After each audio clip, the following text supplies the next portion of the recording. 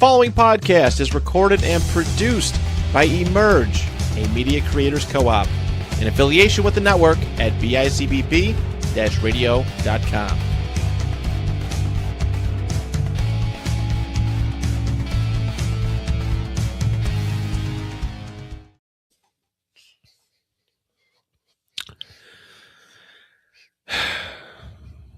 Hey, man. What's up? Hey. You doing all right? No. As a matter of fact, I'm not. Yeah, things are, we're doing okay.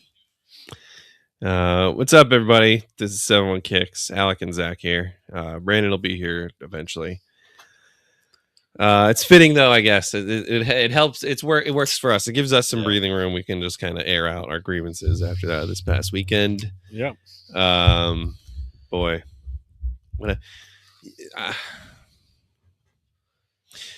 Let's start with you, I guess, because this was a bit more painful than what the circumstance was for me. Because Everton, it was a home game for you or away? We were away. We were at the All right. Hale Dickinson. Yeah.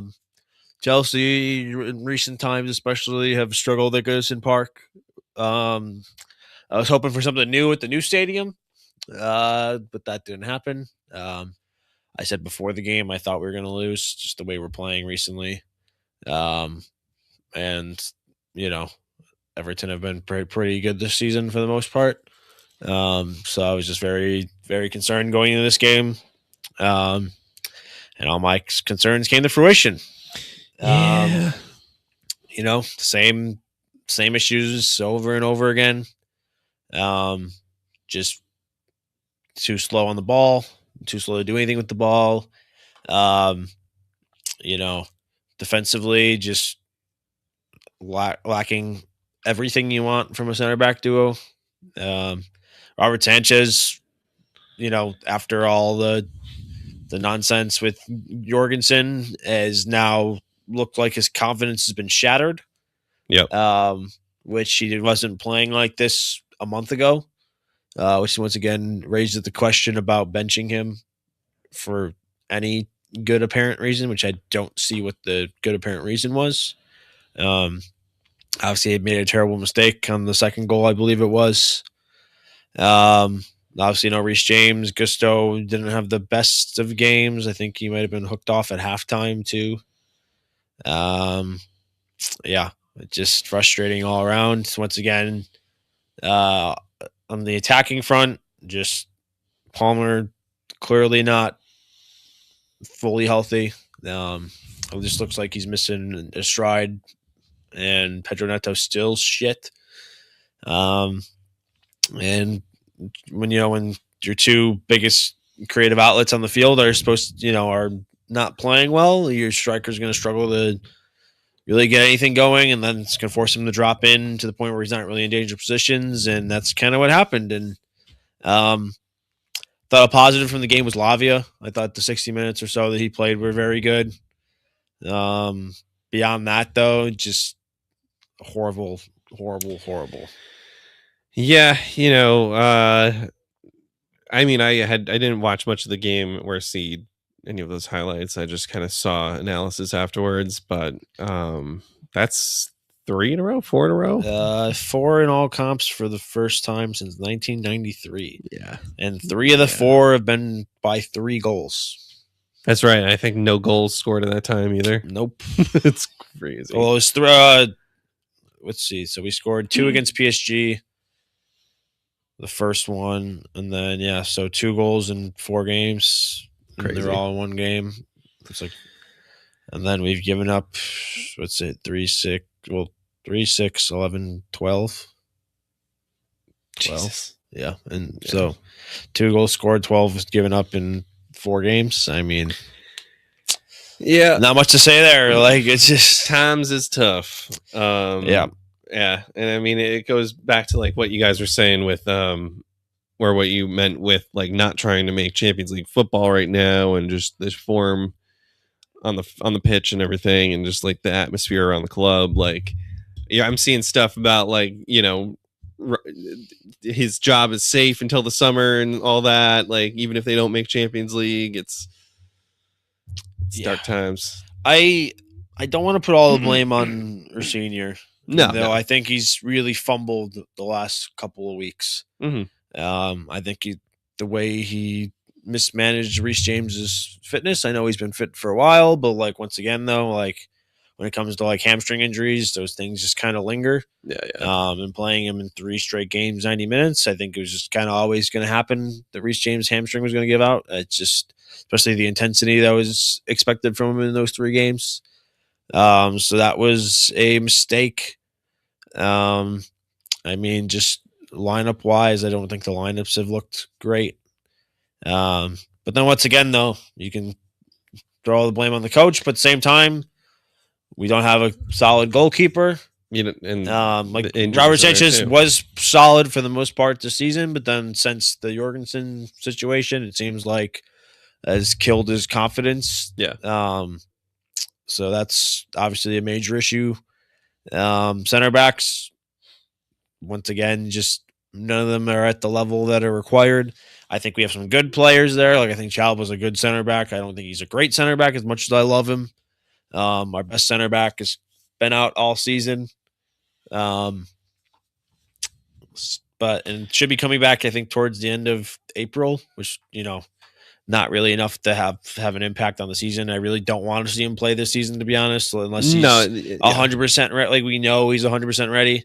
And not going to just get injured again because there's really no point in forcing a guy back.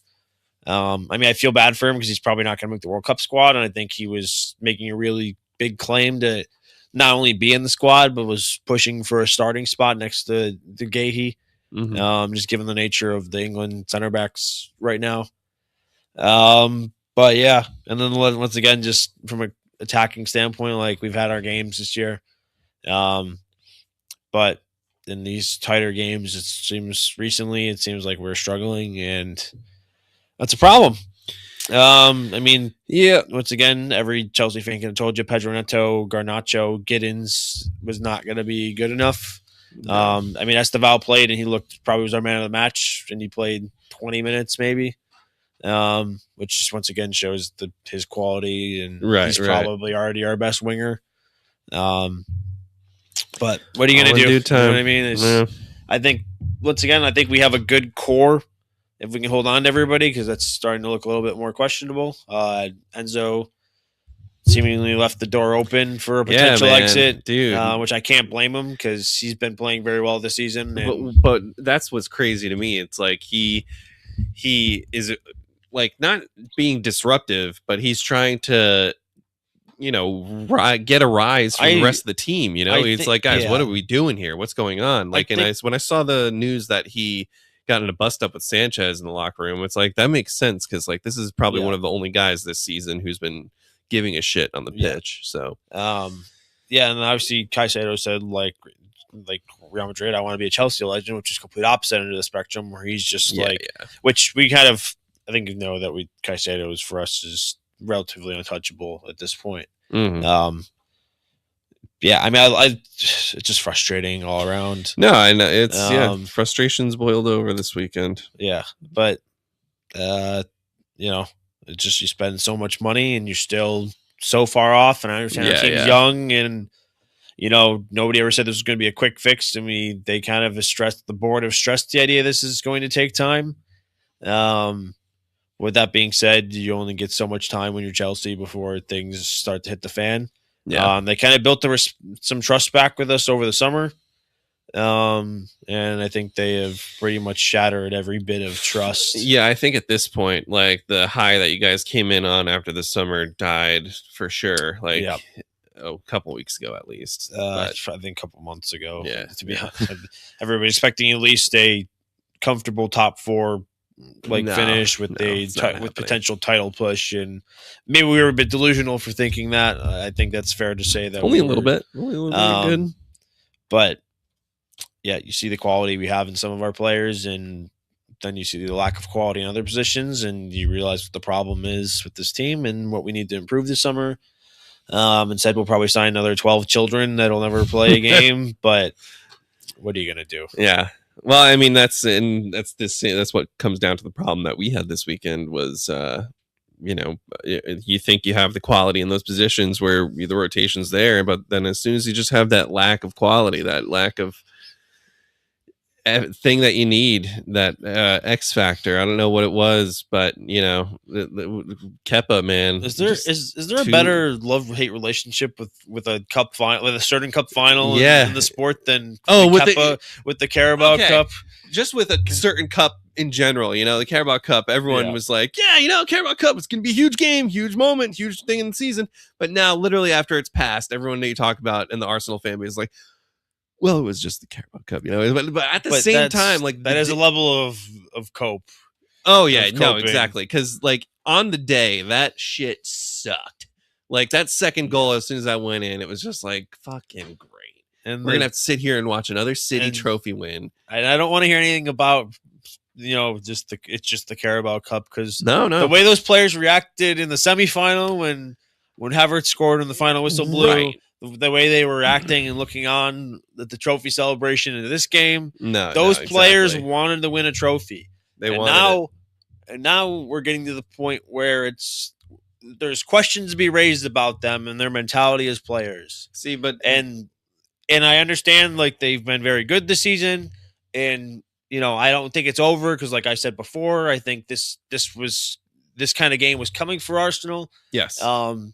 And this could easily lead to, another potential loss. Granted, why I think Arsenal is still going to win the league is because I don't see City winning out. I think City winning out they have not played good enough this season where I'd see them winning out. No.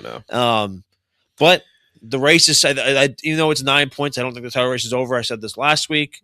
But now this is the real test of mental toughness. This test of leadership among the leaders in that that dressing room. Like this is crunch time. The rest of the season, every single game they play means something now. Yeah. Like the only day they can really afford to have some of an off game is the Southampton game. Sure. And they can't even really be that off, because they got to win that game still. It's that can't be an off game. Like they can afford an off game in the league at some point right now, because like they can afford that loss. I don't know if they can. They can't, but that's the thing, is they can't. The thing is, like, this loss in the Carabao Cup was the kick they needed to like push on, especially with them watching them lift the trophy. It's like, all right, if that's where you want to be, you need to focus up here and put it down for the rest of the season and just get the work done. And we can do it in the league, the Champions League, and the FA Cup. Like, you gotta just continue winning outright in those competitions. So you can't afford to slip up in those right now if you want to go for a treble. In the league, you could say, that's what I mean by, like, you could afford a loss at some point along the road in the league. But again, if you want to be serious about what we're doing right now, you can't afford any of that, because like, I think the thing that was weighing on them was, wow, yeah, we could go for this quadruple. The quadruple was the word getting thrown around, and that I think was maybe scaring everybody, because of just like that was always a bit. Yeah, like they do this every single year when a team can still win the quadruple. Yeah. Like they always throw that around. It's like, oh, they're playing really well. Like that happened with Liverpool last year at one point, and then a couple of years ago, right? Yeah. It was like City, that was the only trophy they won, and then Trent or somebody posted the picture. It's like, this is the first of a few or something, and it's like they went on to win nothing for the rest of the year. And I see this as a good omen towards something like that, where it's like, if we did win it, and Gabrielle or somebody starts tweeting or posting like, yeah, the first one of the year, like, yeah, that could have cursed us so bad. So I'm like, I'm not glad that we didn't win it, but like at the same time, it's a good thing that it should be a wake up call. It's a wake up call. It should be exactly what it was. But the question is, will it be? And this is where the mentality is tested. This is where the lack of as good as of a squad as you guys have.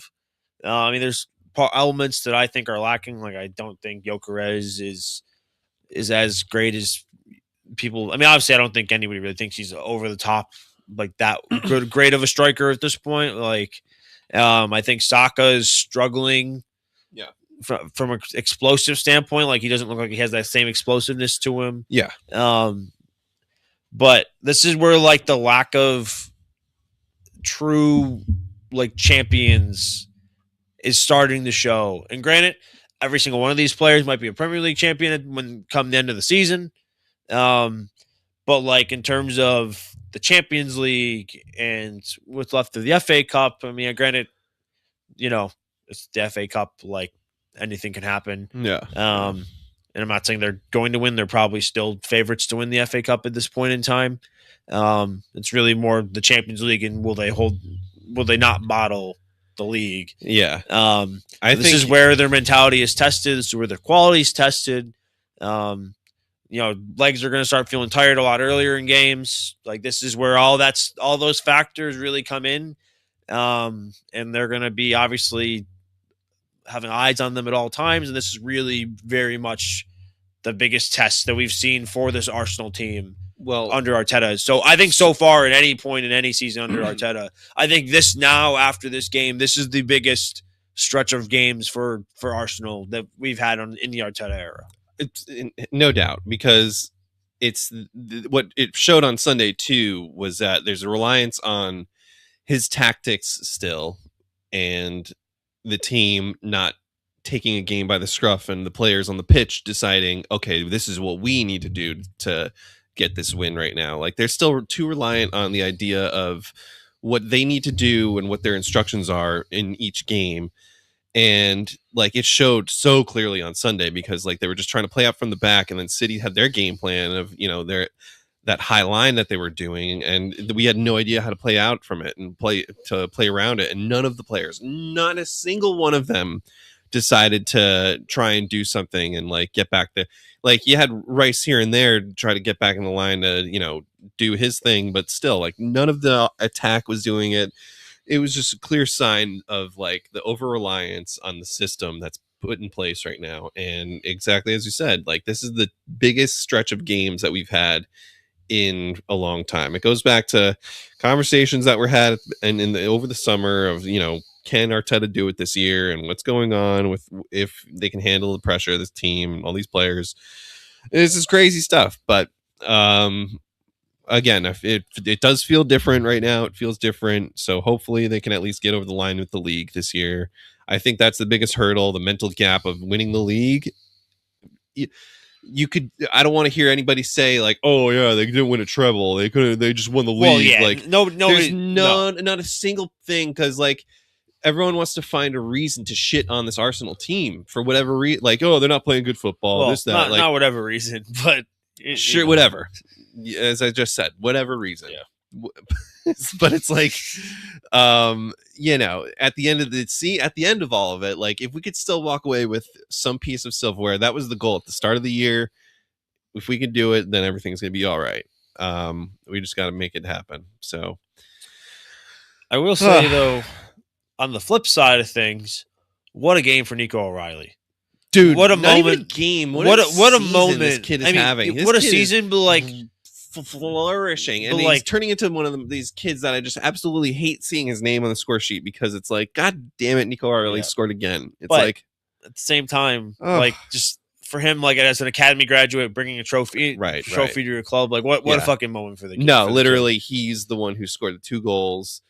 He's been on a fucking tear the past like 2 months. Like I think he scored a hat trick, right? Didn't he score a hat trick? No, he scored another brace. A brace, okay. There's 2 braces in like the last month, I believe. Crazy stuff, man. Yeah. Yeah. I mean, Nico O'Reilly killing it. They finally trusted one of their academy players besides Foden, because we know Foden's been around, but they finally trusted another one. And what a surprise. Because if we're being honest here, a lot of the City Academy graduates recently, they've produced some very good players. Yeah, not too bad. Bad players. I mean, there's great ones, and there's Liam Delap, but that's there's a side story. But they finally gave trusted. Your first comment and your second week going live, you got a live comment. No way, we got a comment. No way. The first one is you got that one. You can see it on the screen. Let's see. Come on, you Spurs. That's the first one. From, Uzi the Doctor. So thanks. Oh, that's my buddy. All right. Dele Alli and Kane are going to lead Spurs to victory. All right. Well, I hate to tell you, but it's not 2017 anymore. Corey, listen. And they didn't do that in 2017. So another topic of conversation for today, honestly, because Spurs sacked Igor Tudor. I'm pretty sure that's on the happened this morning. I think I might have seen the post about them sacking him where it Oh, was I imminent that he was going to leave by mutual consent. Because I saw this. I think it was his mother passed away. So, R.I.P. I don't think he got sacked yet, though. Keep Tudor. Okay, no. So he did not get sacked yet, but the rumor is rampant.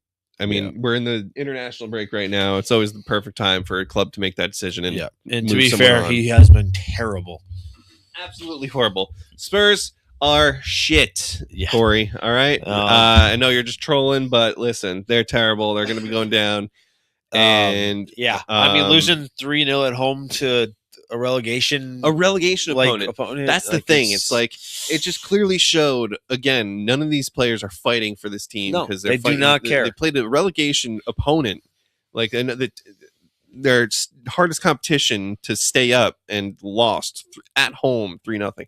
That stadium is a shell of a stadium. That stadium has no soul. That stadium has no atmosphere, no hope. Any team that plays a home game there, Tottenham, any sort of hope of winning is just an illusion. Like apparently they've had as many defeats in that home stadium as Arsenal has had in the Emirates in the entirety of the history of that stadium being constructed. And ours is like 32 losses since like 2006. They've had 32 losses or 34 losses since like 2019 or 20. That's insane. That's brutal. Piss poor. That's brutal.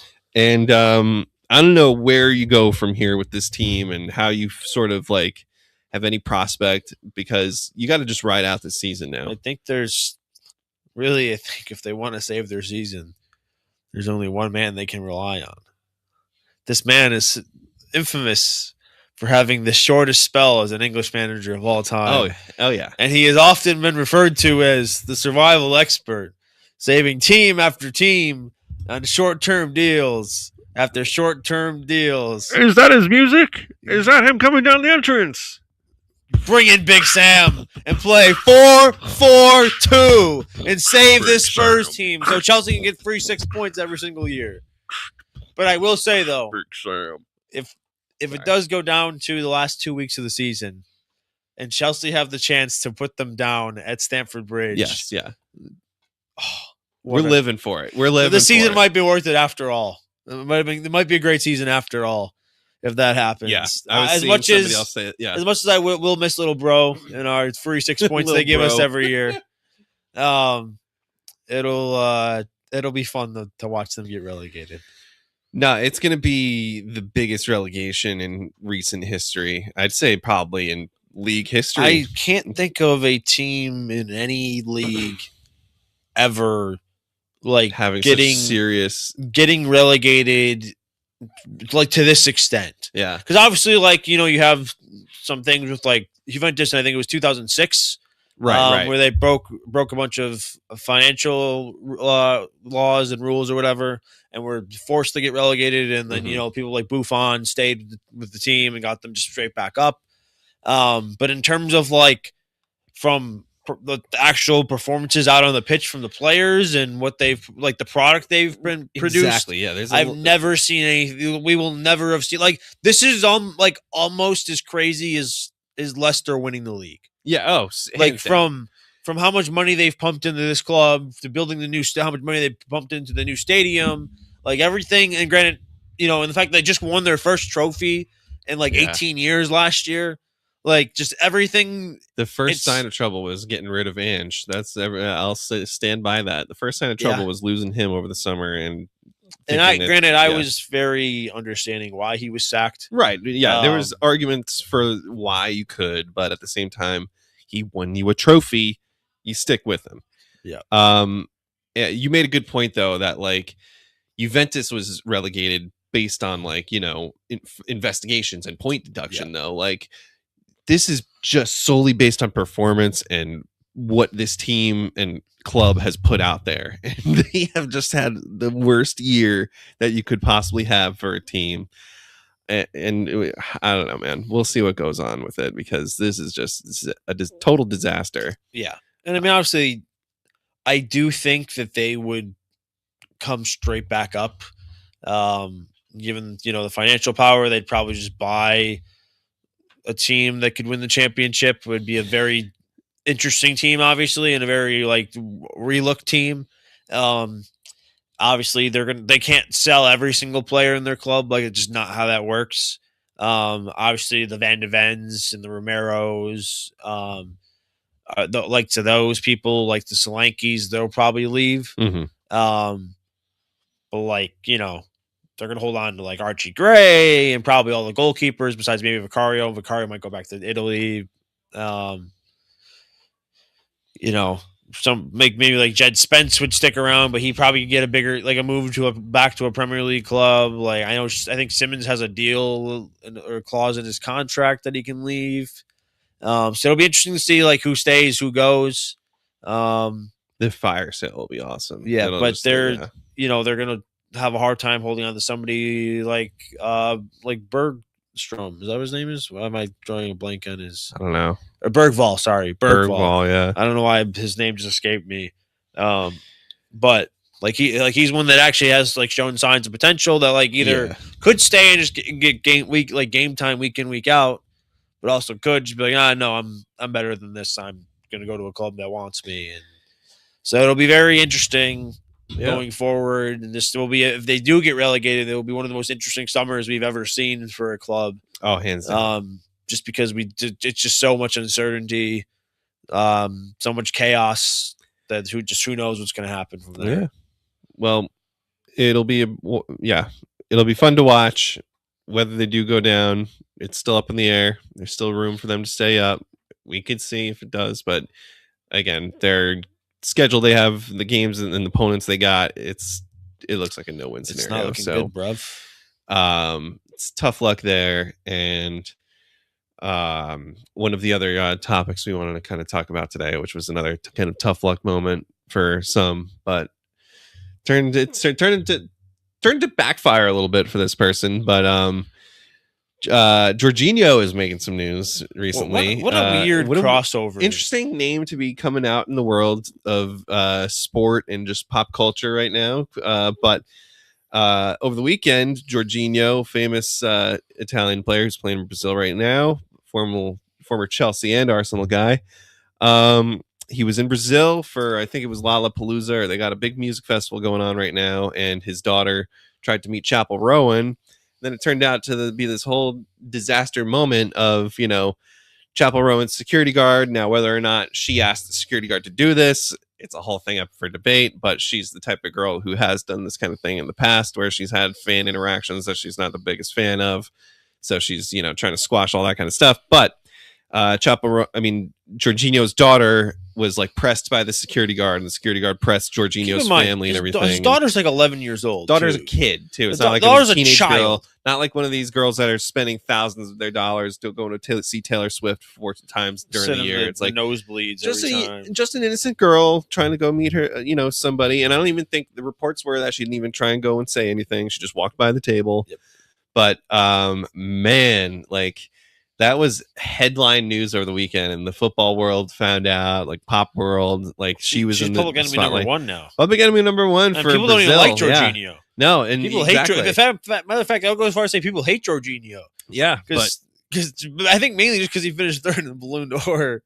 I think so. Like race because of all the penalties that he scored over the years. But he the influence he had in that post, because he had so many people respond, and that it caused even the mayor of Brazil to denounce Chapel Rowan from like a huge event that they host in Brazil every year. Not like she would be invited to it in the first place, but he says, absolutely, she's never going to perform at that show for us. A lot of Brazilians comment on her post and say, don't ever come back to our country. So I mean, it's a tough place to start making enemies. I'm going to just say that. You should not go into a country like Brazil and then have no escape plan after making those kind of statements and things happen, because you got to be able to clear the air right away. Yeah, she hopefully, I mean, I don't particularly care either way, but for her, I'd hope she doubled her security after that. And right. Yeah. Hopefully they lightened up a little bit, because I would hope so. If they're pressing an 11-year-old for walking by and checking to see if one of her favorite musicians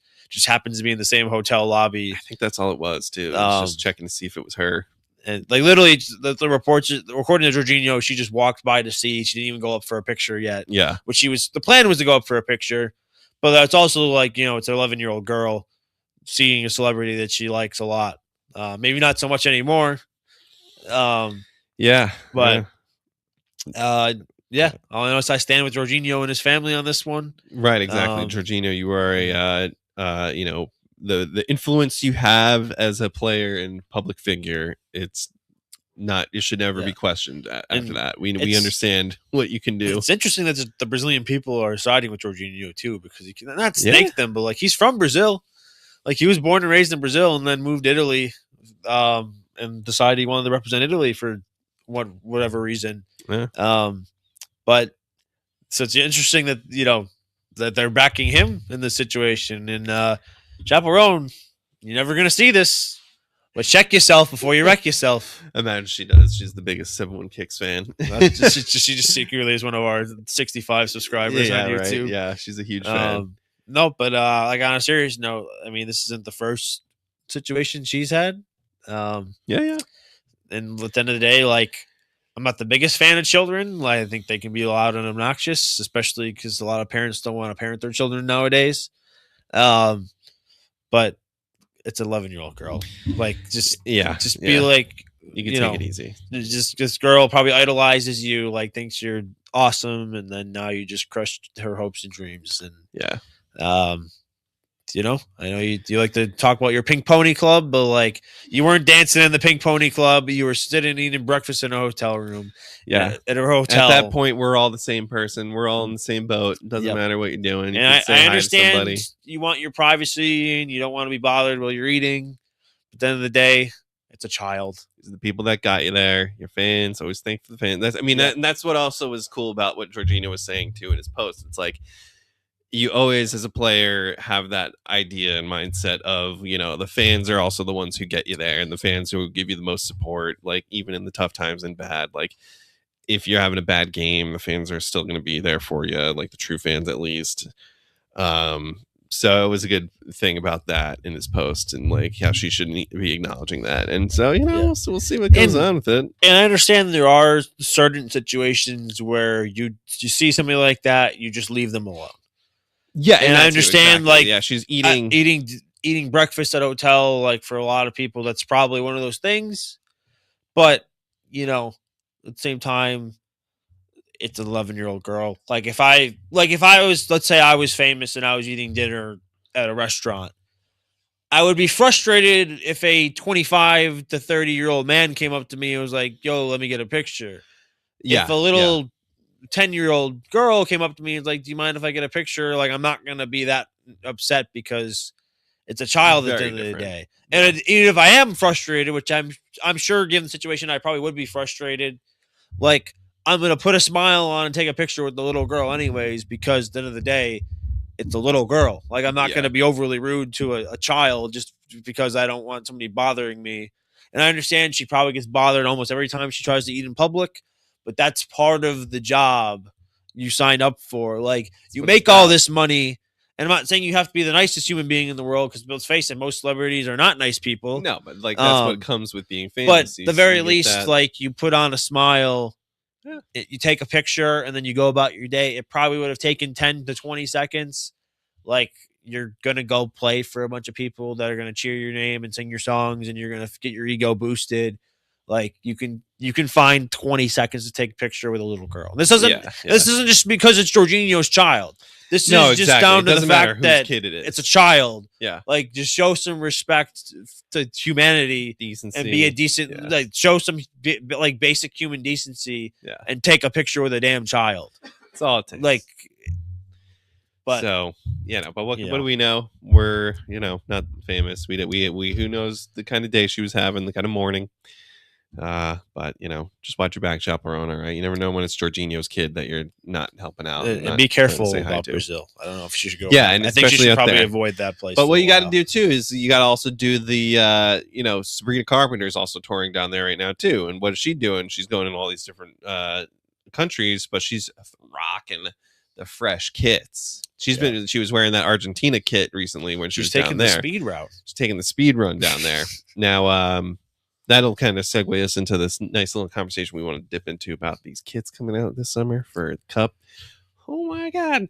Woo-wee. We were like that. I forgot what it was. Classic Football Kids, I think, posted something the other day with just like the slideshow of all the Adidas kits, and my God, they're so nice. Like the thing about it sometimes is like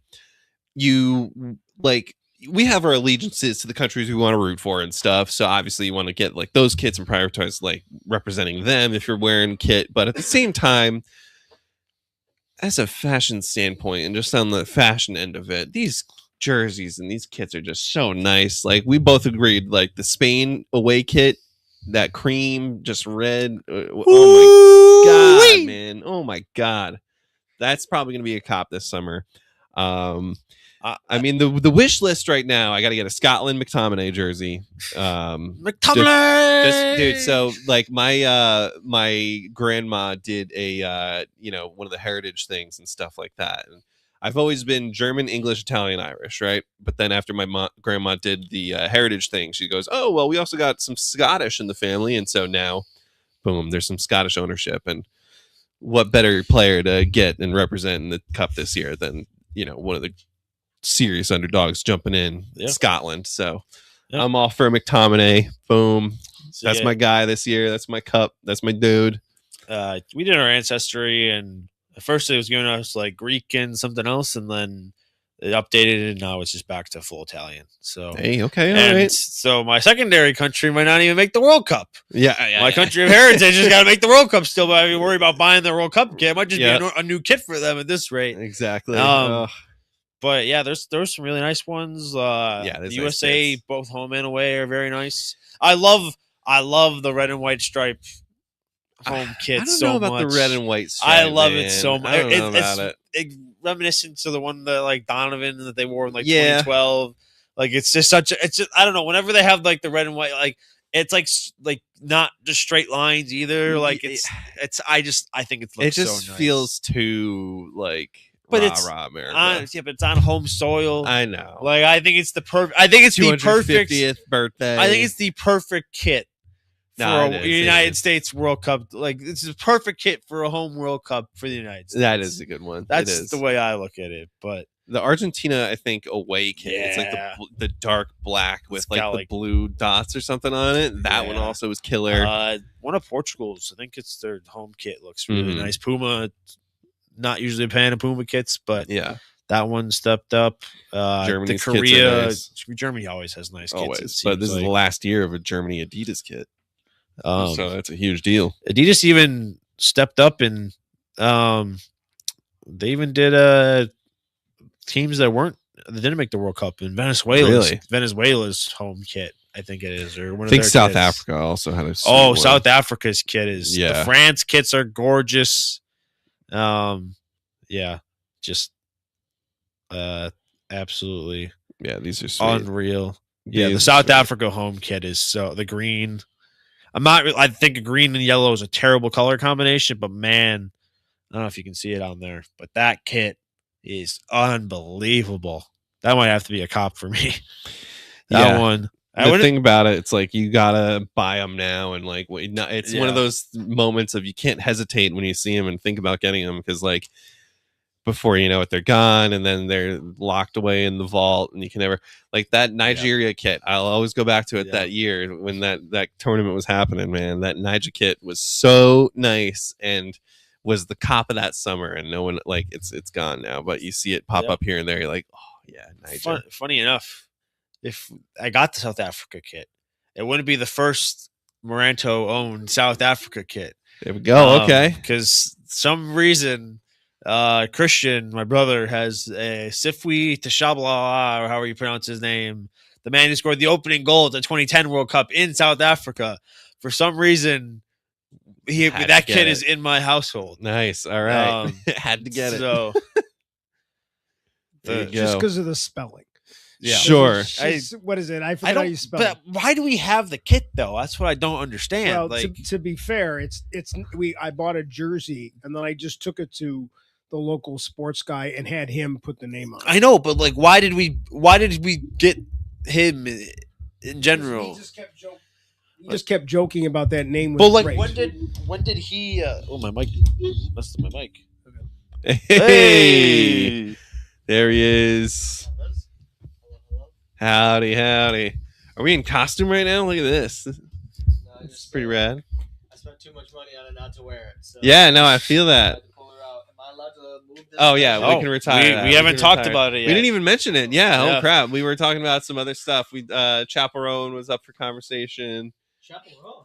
Did you see the beef with Jorginho stuff? Oh, Jorginho was beefing with yeah. her. Yeah. No, I did see that, and then I saw like Louis Capaldi took a picture with her instead. So Oh no way. up Louis, whatever the fuck his name is. Yeah. So what I we missed, just- fill me in. Well, we had our moment.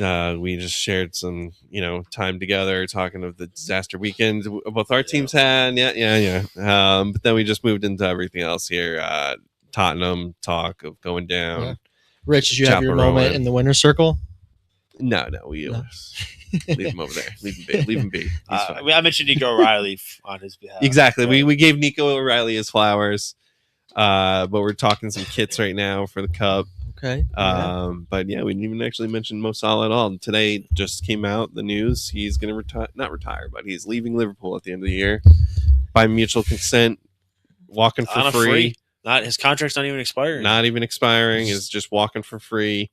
They made some kind of nice handshake deal, and so we'll see where he goes, if he's going to Saudi or I think something like it's Saudi. that. But yeah, it could I be. think, especially from a Saudi perspective, like to get potentially the biggest Muslim star in the world, or one of the biggest Muslim Currently. stars, like in the world, stars in the world.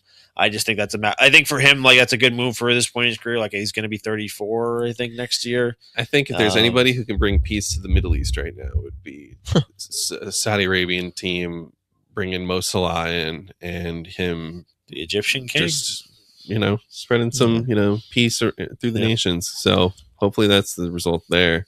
His legs no longer belong in the Prem as No. much as It's he's just- done for the league. It's just crazy how much a summer makes. Because how good he was and really, I mean, his form started to tail off a little bit towards the back end of last season. Yeah. It It is almost laughable But- now. is crazy that he went from like potentially the best season of his career to where he is now.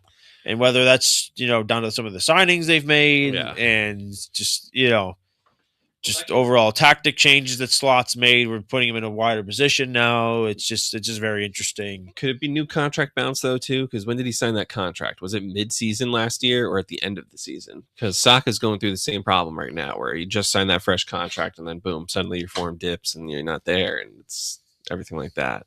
I don't know. I'll be right back. Wait. One comes in, one goes out. I guess I The gotta take a revolving five when door, yeah, when you come right? back. Yeah, I know, right? Players changing. Yeah, I mean, I saw that. I think we kind of saw this coming, especially when the whole fallout with Slot happened. I know he's got himself back into the team, and they've kind of seemingly only somewhat moved past it. I think for Liverpool though, like I think this is a good decision potentially because he's not been at the level and he's expecting the same minutes, and I think it's an opportunity to kind of fully transition to the new team because you've kind of been taking those steps recently, anyways. And then you got to think of Isak coming back eventually too. Obviously, that's the interesting thing is like Ekitike has been their best attacker this season. Like, how do you just decide to bench him, bring in Isak, or like how do you is there a way to fit both of them in and still fit in Florian Wirtz? It's a lot going on. I think I think we've talked about it multiple times. I think a 5-back or a 3-back with wing backs could really suit them. Yeah. I think that plays the Frimpong's qualities better too. Like one of the other signings, I think Kirkes too would be, and Anthony Robinson too. Anthony Robinson most recently could be a about. good signing. But I think Kirkes would be better as a wing back. 'Cause I think he's much better attacking than he is defensively. And then Wirtz can kind of play behind them and then float, and then they can kind of drift wide because Ekitike and Isak can both dribble, so they're both capable of picking up wider areas and coming in more central. And they're both tall, so like crosses, they got some ability in the air. Absolutely. But yeah, I mean it'll be interesting. Obviously, they got to make some decisions. Coaching could be a decision they make too. Yeah, they might not stick with Slot, so it'll be a very interesting summer for them, just given everything now. But If they do stick with slot 2, I think he's shown his love for Cody Gakpo's game. Yeah. Whatever he sees there, he seemingly always finds a home in that starting 11. he was terrible the other day. That's what I'm like. Like Salah literally a all detriment season's to. it's been laughable, but Cody Gakpo, he's either on or he is just Yeah. non-existent. Literally could be the best player some nights, and then other nights Yeah. he's just dreadful. I do think Florian Wirtz's best position is probably floating in that number 10. Just gives the Yeah. freedom. Him and Ekatike have formed quite the pairing, I'd say. And Ekatike as that false 9, also kind of being able to drift out wide and just interchange in and out. Yeah. And then if they end up going with 2 up top with Isak when he comes back, if he comes back, who knows? If he gets a better opportunity, I'm sure he's gone regardless. So we'll see if that ever happens. But Yeah. I mean, they gotta. It's an interesting one. Especially if they're going to switch formations and just in general, like they got to start thinking about their future Yeah. a little bit more. Like they went all in on and spent all this money this summer, but like I don't really think they addressed areas that really they think they need to focus on. Like I don't think they realized how much of a loss Kwanzaa was, Yeah. for example. Like I think they're still struggling to. Like in the center back role, they don't really have a depth. They don't really have a true successor for Van Dijk. Like, Well, they do have Leone, yeah, who but looked incredible and then tore his ACL. But so. you just never know, especially this Yeah. early in a career with an ACL injury. Like Fair we've enough. seen so many players not ever be the same after Yeah. ACLs, especially this early. I mean, obviously they think they have a gem, and on paper they have a gem, but like Yeah. it'll just be interesting to see how he They recovers. also signed Jeremy Jacquet, didn't they? Yep. Oh yeah, I forgot about. Yeah. Yeah, that's another one that's like also Yeah. 19-year-old center back or 20 years old. Like, Could turn into a Lenny Yoro type of like, situation. Though. Yep, could be great. Could take some time to develop. They could still lose Konate too. Like, there's no guarantees he sticks around. So they'll have an interesting summer, obviously, especially losing if we're being honest, their greatest ever player, at least in the Premier If League not, era. he's up there. Like it's him or it's Gerrard, and I always go when there's 2 players that are very close in quality. I always edge to the one that won more trophies, but Yeah. he also had a better team around him, so it's hard to. It's debatable. Depends on the area you're talking to. Yeah. But I'm interested. I when I got in here, you guys said you were talking a little fashion, talking World Cup kits. Kits, man. Oh I don't yeah, wanna- I don't dude. wanna- That's my forte. I want to get Yeah. back there. Oh no, yeah. I think we'll gauge how you feel about it. But have you seen what that Spain away kit looks like right now? It's I like haven't.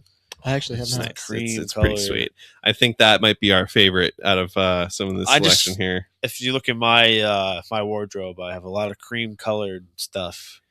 Okay. I love cream colored, Cream kits. cream colored, off white colored stuff. See if I Okay. can find it. That's my thing. So when I saw that kit, I said, "Woo wee! I'm gonna have to look Yep. into buying one of those." Yeah. Are you gonna get yourself a Cole Palmer England shirt? Probably not. No. Okay. Okay. Um, I do Pretty need sure this is the. it right here. It's not bad. Yeah, it's It's nice. that gives me like Belgian vibes though. Sorta, yeah. Is that Belgium? I don't know. I need a Florian Wirtz Well, Germany. One of my favorite ones that I showed was the South Africa away jersey. Yes, that's also another good the one green right now. and it has like gold on the shoulders. Yeah, This one. That's That's a beautiful it's a shirt. beautiful shirt. I showed it to the Jamaica's. You guys Yeah, see Jamaica's? Jamaica's What is they good. did? Yeah. really all the Adidas ones were good. Oh my god. Yeah. Like Adidas just, I mean, Adidas just recently, especially like they always make sure that their kit is not only is not only fantastic, but is like a fashionable thing that people can Oh, wear yeah. outside of Yeah. just Oh, while they're playing or just as like a fan of the team. Like it's like Adidas has always done a very good job at trying to create kits that are like a fashion item. Yeah. Same way PSG did with like when they were doing the Jordan kits and stuff. Did you see Brazil's Jordan Yeah. collab? Oh my goodness Yeah. gracious. No way. Woo. Really? Oh, Woo-wee. God. That's a sexy kid. Okay. That's a very fitting team to be, I think, the first national team to wear Jordan. Yes. Yeah. The kings of the sport. Neymar didn't get Brazil. selected, right? He doesn't get No, selected. that's for another- this thing? Not for this. No. That's another- great topic of conversation. I think I saw like a video he posted on the socials. It was like a FaceTime he had with Carlo. It was like, "Yo, Carlo, you're not picking me," and Carlo's like, no, don't worry. He about did it. just You got he posted a vlog on YouTube like 2 days after the announcement. too. Right, and it was right. just like yeah, spend a day with Neymar. it." Yeah, yeah. him and Holland becoming YouTube sensations. He's not the only one. Yamal's got his own channel too. Really? Oh Yeah, my a couple of god. them do. Yeah. Did you guys see the French away kit with like the Statue of Liberty vibes? I think so. Yeah. Right. Yeah. Yeah. Because it's like an homage. And Yeah, then yeah. like the tag just says like Liberté or something like that. Nice. Yeah. Yeah, France kits are beautiful. Mhm. You got to match the energy when they arrive. Yeah, Yeah, they should. We, They need to. we had split opinions, but I love the U.S. home kit with the Oh, the dude, red you, and white you stripes. saw what I wore last week. Yeah. Absolutely. Yeah, I'm not the biggest fan of it, but it's still a good kit. Like he gave all the good reasons why it's a good fun kit for. It's the couple of perfect years. kit to Yeah. wear on home soil. Yeah. It's just it's red. I mean, it's just the classic red and white stripe throwback to the like the Landon Donovan. You heard the players had to say in it, right? Did you Yeah. hear about that? Really? Did you hear about that? No. Apparently, there was some issues. They were not happy with last tournament's reveal. Yeah. And if they wanted the players in, what was it? If they want them in the shoot, right? They want them in the Yeah. photo shoot. They had to have a say in the design. Oh wow. So that home kit was basically created Which, by the players. Like I said, I always think I just think in general like the same way like certain like the same way like Italy his home kit's always blue. Like it's Yeah, always exactly. a strong dark blue. Like I can't remember what the reason for it is, but it's always a strong dark blue. Right. The same way that's the same. I think that the USA home kit should always be some version of a red and white striped kit. I just think like you're wearing it at home. That should, and then do whatever you want with the away kit. That's what away kits are for. To just kind of have some fun, have some creativity with them, explore a little bit. But the home kit should always be red and white or red, white, and blue. Yep. And I think 10 out of 10, beautiful United States kit. This is the perfect kit for this World Cup. If it wasn't the Where's Waldo kit, or I'm sorry, if it wasn't the Centennial kit, just how clean, classic. The Where's Waldo like has to be my favorite kit of all time. So the fact that they did that and added a little bit of style to a little something, little waves, little steez texture to the shirt, little steez to this tournament. Yeah, I like it. It'll be a nice one. It'll be good. When is our first game of this break? Is it going to be Friday or Saturday? It's the 27th, so It's Friday. Friday. Yeah. All right. It'll be a fun one to keep an eye on. Friday and Sunday, I think. Really? Is it that quick? I think it's that quick. I think so. Wow. Yeah. Oh my God. Damn. Yeah. How would that ever happen? What? 2 games within days? Well, they probably play in the same venue, Yeah. same city. Yeah, Jeez. I'm assuming there would probably be heavy rotation. You would True. assume that he's not going to just like he's trying to figure out a squad still. One game will be for the team that he presumes are the starters, and then the next game. And also, they have a big squad this time too. Yeah. Other big story coming out of international break though is You've got the U.S. games wrong. The U.S. games first game is against Belgium on Saturday. Is it Saturday? Okay. And And then then it's Tuesday against Portugal, and then Sunday well, nothing till May, obviously. So Right. They only have Okay. 2 games. I'm sorry. and that's Okay. 2 good So, tests yeah, for them too. Just those 2 Yes. games. So it's Saturday and Tuesday. So Belgium it is and Friday. Portugal? does it say what the where are they playing? Let me open it up. I would assume one's in LA. Yeah. Probably. Or Texas, Atlanta too, is- maybe. The first game is the Belgium game's in Atlanta, Interesting. Mercedes-Benz, and then the Portugal game is also in Atlanta. So Hmm. both games are in Atlanta, Okay. which is interesting because we don't usually play in Atlanta. No, we don't. Maybe that's one of those things of like because we're playing 2 European teams, we're not going to cause them to do too much travel through like the U.S. and also to getting here. So it's like just the one flight to the East Coast, stick to the East Coast, Yeah. and then I still think that's do just something like that. like England. We've talked about this before. England has Wembley. yes, France has yes. Park. Yeah. It's just, and then we're playing in Cincinnati, Ohio, or Right. Kansas City, like. And it's just- And I understand that there's an element of we're still trying to grow the game here, but I think like a good thing, like, but then also you kind of open the door for like the crowds not always being the best and being very split, if not dominated by whatever team we're playing. Dallas. Yeah, like Yeah. we should never play a home game in Dallas ever again. No, Um, exactly. But then, like, you pick a couple cities, like Nashville's been very popular, and we've done very well in Nashville in terms of like attendance and how the crowds have been in Nashville. Charlotte as well. Like Charlotte, we've been done well. Like, I've always said this. I think they should pick a city on the East Coast to be their home in the East, and then somewhere out west to be their home in the West. Yeah. And that way, like, you play a couple games out west for one break, the next break you're in the East. But that way, like, because the country's just so obviously the unique thing with us compared to a lot of these teams that have a home is that, or just one home stadium, is that our country's so damn big.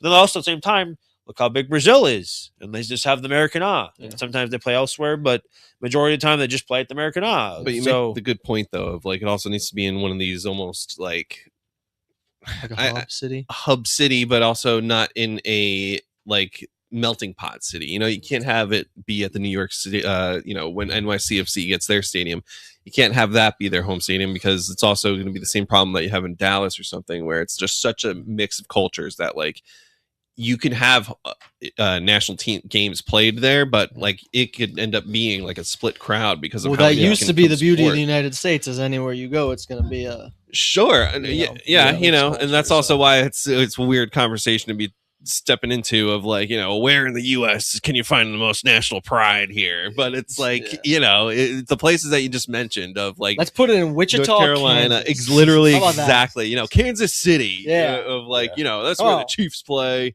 Missouri, Omaha. Come on. No, but literally that's the that's the conversation we're getting into here with it. It's like, where can you find spaces that can create that kind of atmosphere like that without it being so like America, but like Baton Rouge. Yeah. Let's see Belgium play 90 minutes with some gumbo. Yeah, go Tigers. Huh? My name's Ed Orgeron. Roll Tide. Go US football. Roll Tide. Roll USA. Oh crap. Okay. Give me that. No, it's too true. Is it limited on StreamYard? We can only do an hour. Okay, all right. I was about to say. Are we live? We are live. We're doing that again? Yeah, Okay, we're live cool. right now. Cool. We live with this show. That's how we're doing it now. Yeah, one of my buddies was in the comments before and was like watching as we were talking, and he responded too afterwards. I was like, I know you're just trolling, and then he goes, "Nah, huge fan of the show."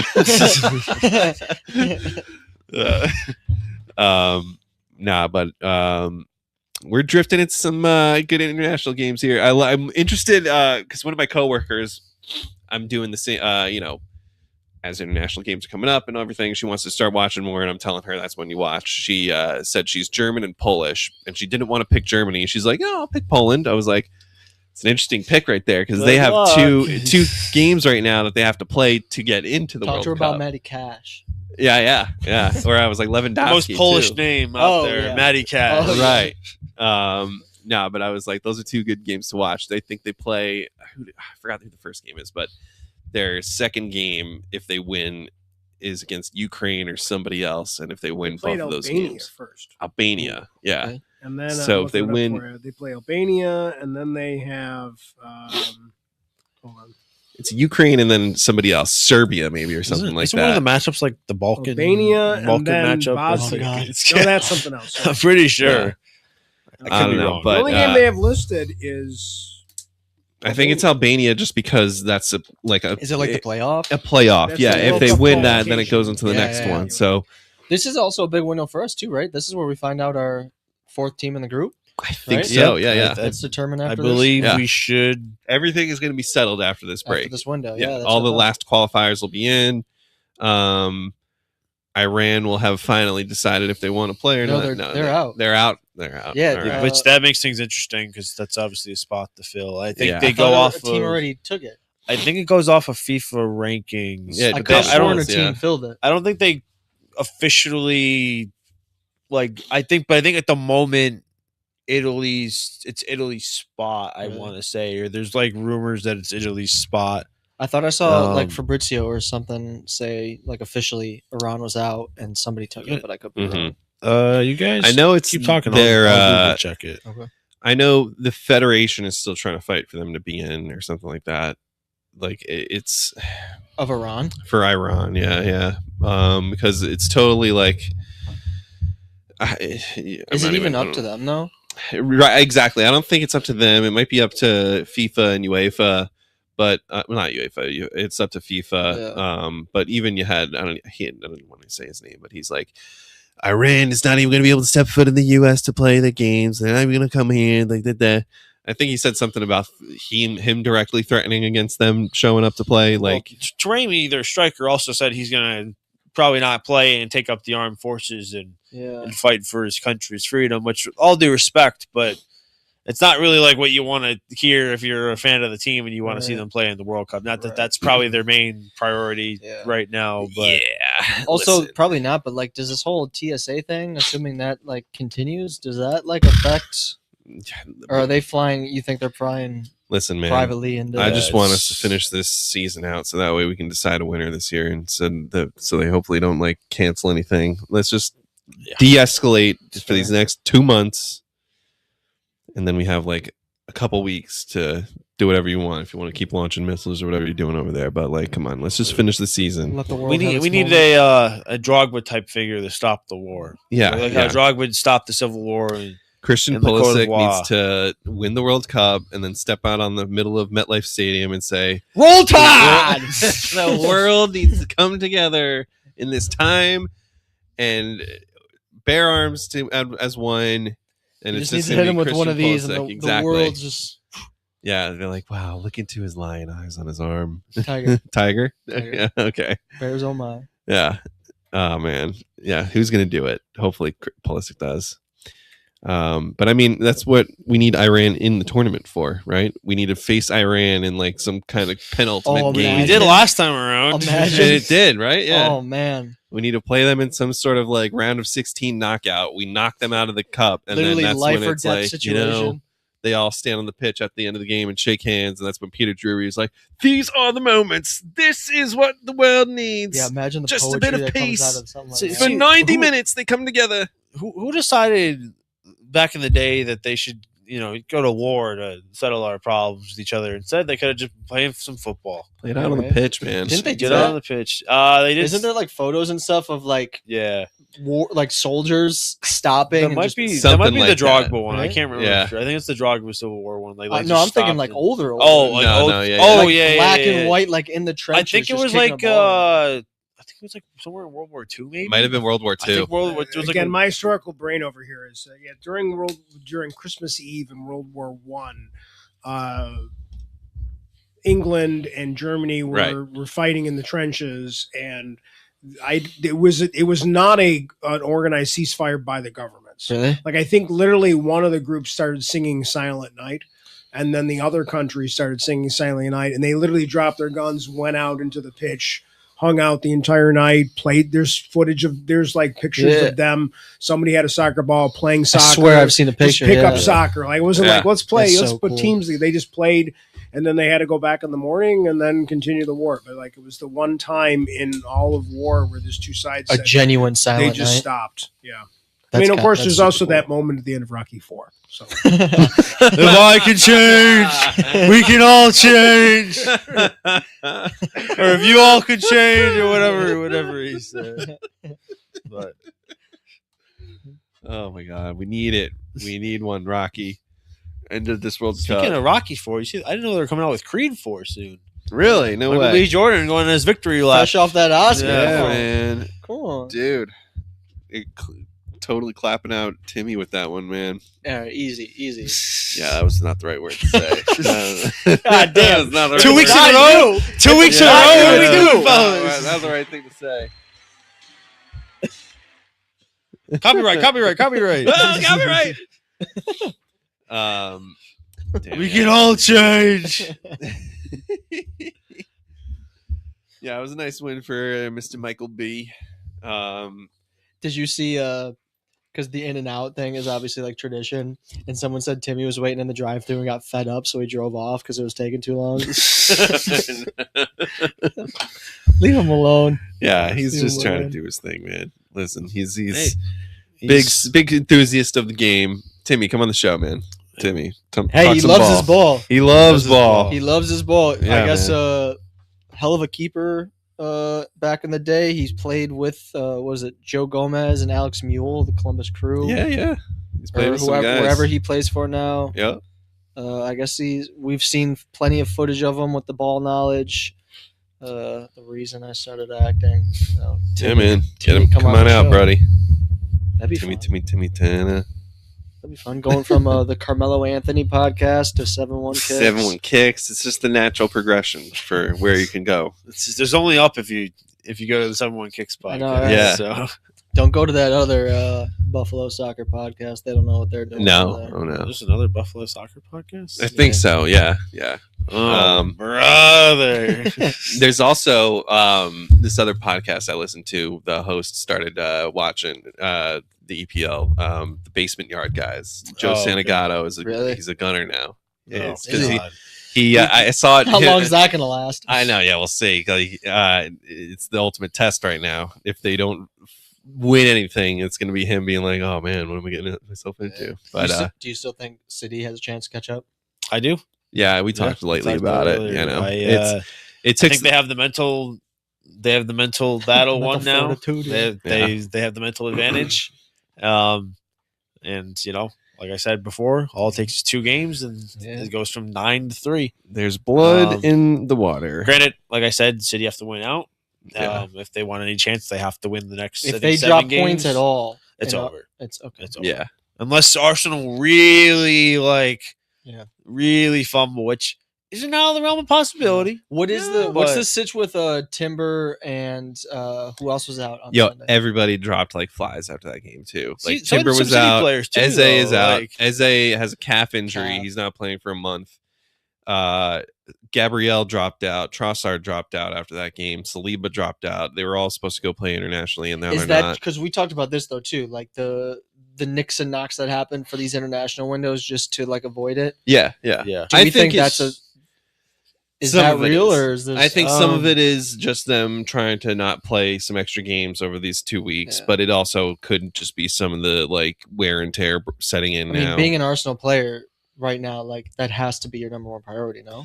It should be. Like if any of these guys went away over this break, just to be like, especially if you're playing friendlies, like as much as it is, like you're supposed to be country pride or country before your club. At the end of the day, like if you're just playing friendlies, well, the players I think it's too. They're shoo-ins for exactly. So there is no like battles for roster spots. For some, like Eze is one that would have wanted to play over this window just to solidify his space. Like some of them, it's like you have no reason to be going to play because you're going to have that spot. Like Saliba, there's no question. Saliba and Gabrielle, no reason to those go. guys, like it's guys like Eze, Trossard, maybe, but like he'll be in the squad. He'll be in the squad, no doubt. Like, whether he's starting, it's the thing. But it's like we have a lot of international players that are like guaranteed starters in that way, and so it's like they don't need to be going and playing right now. So I'm hoping a lot of them are just like taking these 2 weeks to like rest. But if they are injuries that have just like started to on the horizon, maybe Max is definitely gonna be playing if Eze's not playing. Did you hear Thomas Tuchel didn't count him out for the World Cup squad? Yeah, there's room for him. He did leave Trent out, which was very interesting. Trent's not going right now. That was a big old story. They brought 3 right backs, and none of them were Trent. Which I just listen. I'm not saying, I get it. Like we all like to joke about Trent's defensive liabilities from time to time, but like, Livramento, I guess there's an argument there. Trippier, no, I know he has the experience, but just no. And then Jed Spence, who's in a relegation battle. Yeah, I don't know about that. Like I don't know. I'm. It was one thing when they had Reece James, Trippier, and Walker were the 3 that Trent was behind when they were all very good and some of the best in their position. Like when they had 4 just world class right backs, and it was all down to preference. Yeah. But when you're, when Reece James isn't even going because he's hurt. Yeah. And Trent's just coming off the injury though. And maybe he decided, but he's not really been in the England squad as like a main figure over and over. So like you think if he had the opportunity to go, he would go. Yeah. But I don't know. Apparently Tuchel just prefers other options. But I feel like he's always been the kind of guy though that makes splashes when it comes to roster announcements. Yeah. He always makes he has decisions. Made some choices right now with his lineup. Like this is still like going to be his first big tournament coming up here, so it's room for him to like still experiment with this window to play some different players and things like that. But by the summer, we'll see like the squad that he's going to lean with, going into some tournaments and big games like Nations League next year. So it'll be good stuff. Jurgen Klopp as well. Yeah, Jurgen Klopp making he's some open to news. management. Yep. I loved his quote about Real Madrid. He was just like, I need to see more discipline there. He's like, yeah, I got rumors with that team, but I want to see more discipline. I don't know if he'd be the coach from the good. I think I was thinking it would work, not but with not this team right now. I don't think it would Not go with this as crop of well players. as people would, and he wouldn't get the time. No, and I think with Klopp, you need to give him time. Yeah, I could see him going there after, like, if he comes back and goes to, like, if he manages the German national team or something for a little bit and then goes back to club ball after that. Like, I could see him going to Real Madrid in like another 5 years once like the Viniciuses and Mbappe's have moved on from that team. Well, and they'll have the next Vinicius and the next Mbappe, right? Like, yeah, you know what I'm saying. But hopefully, I would kind of like to see him back at Liverpool. I don't, just on the perspective, I don't want to deal with Klopp again. Yeah, but right. It's a more just selfish. Like as a Imagine neutral, Klopp, it's great. Imagine Klopp with Florian Wirtz. Oh god, yeah, but it's gonna be like it's almost it's the thing of like we're almost entering the stage in the league where there's gonna be no Klopp and no Pep very soon. And no so, Arteta. Yeah. You can say it. Say it. No. He's here. He's not going anywhere. Also, if he doesn't win anything this year, we'll see. If Klopp doesn't go back to Liverpool and he doesn't go to Madrid or Barca, where does he go? MLS. No. This guy, MLS, bro. This guy. If you said Antoine Griezmann, where's he go? 3 years ago, you say MLS? He's been saying for years he wants to play in MLS though, because he loves the United States' culture and wants to play in the United States. He likes the Miami Heat. That's all it is. Yeah, he is a Miami. He should guy. just gone to Miami with Messi, but you know. Right? Yeah, he's signed in Orlando, and he's like, Yeah. Miami plays here. Bernardo I Right? don't even know how much of a he probably thinks, oh, Orlando's got Disney World. He probably doesn't realize how much of a shit. Or he's it like, is. no, it's still Florida. I could see a Miami game in my off time. I don't know if he 4 knows, hours away. It's like, shit. There's no beaches in Orlando. No. It's a bit of a. Did you see Bernardo Silva though is tied to Inter Miami now? Is he? I think so. Really? Yeah. I mean, that'd be definitely the warm weather he's been looking for about 5 years now because we've been hearing he wants to leave. Right. For He's been trying to go to Barcelona. Now he's still kicking. Yeah. But I mean, I don't know if they'll sack Simeone, but I could see Klopp at like an Atletico. I could see him see that. Yeah. Like where he doesn't go to the biggest club. No, but a club with some history. We got a club that has some grinders already. Yeah. Does he go back to Borussia? He could. That could happen. Like I don't see him going to Bayern ever. Like what about Italy? Maybe like Napoli. Klopp at Napoli. Maybe like nice. Klopp and Milan. Imagine Jurgen Klopp with the Scott McTominay glow up. That's what I'm saying. You know, I could see like Milan or Juventus or something taking one of those teams. Juve would be that would be. I mean, he could pretty much have his like pick of the litter. Any team you he would wants. assume. Like if the job's available, like and it's a top club, he's going to be like the first name the club want to reach out to. Yeah. Yeah, I don't think what you mentioned Bayern. I don't think Vincent Kompany's going anywhere. No, I don't think too good. And plus, with his past history in Germany, I don't think he's one of those managers that goes to a bigger like step up team. He seems like the type of guy too to have like I don't want to say like he has a like set checklist, but like he's done Germany, he's done England. Exactly. Like, I feel like he is looking for like a new adventure. I do think it'll be like a national team or it'll be a different league. I don't think he'll go back to Liverpool already. No. If he did, I like wouldn't be surprised. Like if they like got him on the phone and said, "Hey, like we might sack Slot. If we sack Slot, we want you to come back." Yeah. If that phone call was made, I could see it happening. If that decision was made this summer, but I don't know. I think he wants to try something different. Yeah. Yeah, I can see that happening. I saw the other comment swear. there, and I thought it was another person who said something, but it's just the StreamYard thing. No, I love the channel. Yeah. Yeah, man. What else are we kind of thinking? Are we? I'm kind of tapped. What do you think? I mean, not to bring up fashion again, but the Como. Did you see the walkouts? No. The Como. No. If you guys have a chance, my phone's dead. If you guys have a chance, look up what they just walked out in last game. Okay. 1950s crew neck. My lord. Then I saw on TikTok it was like the president of like promo or something like that. or whatever her title was, and it was just like a day in the life with her, and just she's got it made. Who was that? It's like the president of the like apparel, whatever that's called, for Como. And her job just looks sick. Like her normal day just looks. I mean, it's from, I think. Let me see it. I was trying to find it. I couldn't see anything. That's it. Yeah. The Denmark flag sideways on there. Oh, on okay. the shirt, but nah, man. Those plugs in the clubs like that and in the world. There's actually a follower person that I see on Instagram that I forgot how we linked up, but this girl like posted that she's at like an Adidas event and everything. I was just like, Really?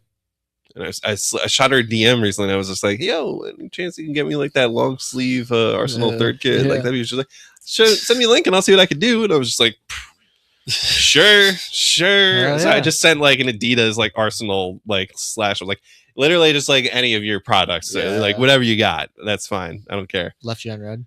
Left me on red, yeah. So we'll see if I get any of that loot sent over to me. It's in the works, though. Yeah, I got an Adidas plug. I got an Adidas plug. She's busy. Yeah, exactly. Yeah. Yeah, man. That's it for this week, I guess, though. We will... What a positive way to end this week. Yeah, I don't know. Damn it, it's the end! No! That's it. Turn it off! Not again! Turn it off! We'll see you next time.